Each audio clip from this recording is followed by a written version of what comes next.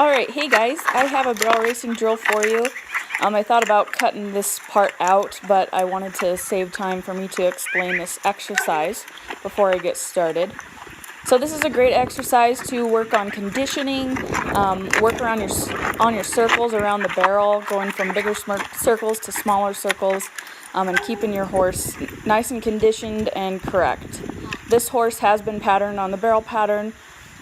She does have a little bit of problem keeping her body together when she gets tighter to the barrel, and mostly it's her mental issues. She gets a little mentally fragile. So when things get a little too fast, too rushed, she falls apart and her body falls apart. She'll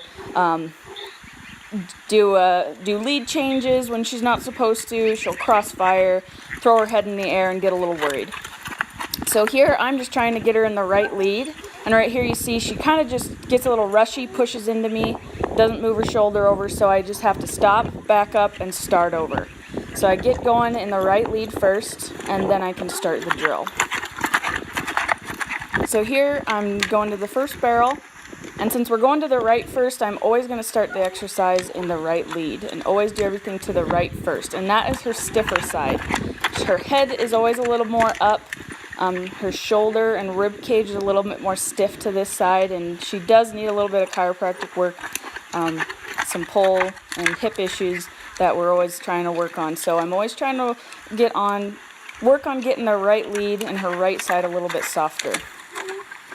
So again, you can see with her trying to keep her body together and nice and collected, I'll start the circles really big. Eventually, the circles will be much smaller, but this is the first time really doing this exercise this week, so I'm taking what I can get. Eventually, I want her to be nice, soft, and collected. Maybe I could do this drill one-handed, but for now, I'm just helping her out, help guiding her.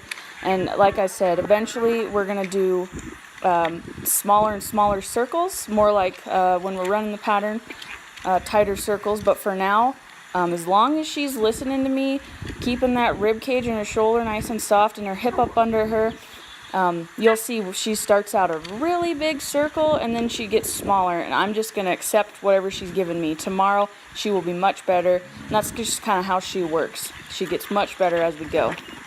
So that when we're done, we go straight. Act like I'm coming home. I don't add a lot of speed. We just come home straight.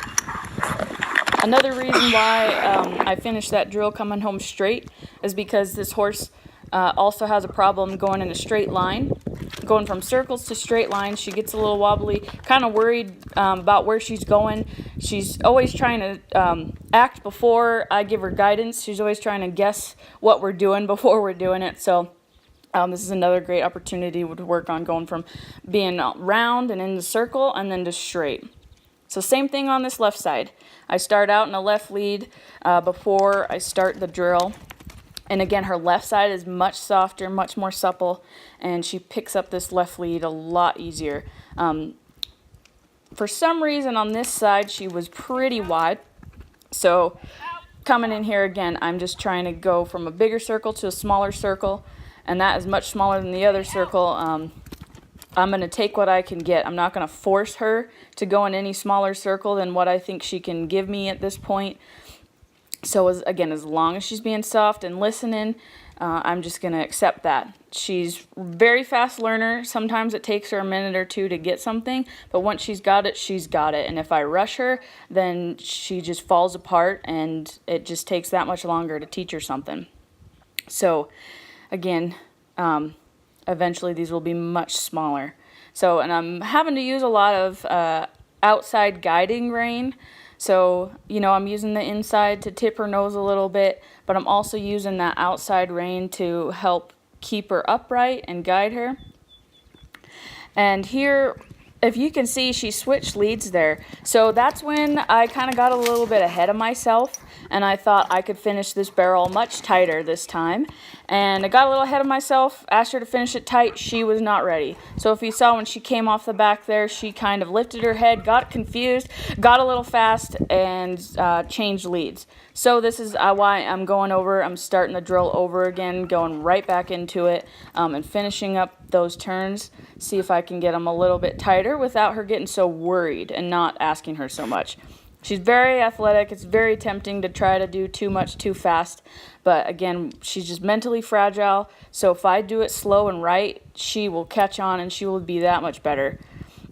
So again, I come around here, see if I can finish just a little bit tighter than before, and then come straight home. And she does much better, stays in the right lead. And again, we're just trying to work on straightness coming home. So that's it. That's the drill. As you can see, I'm backing her up, getting her soft on the bit, and giving her a good pat. She did a great job.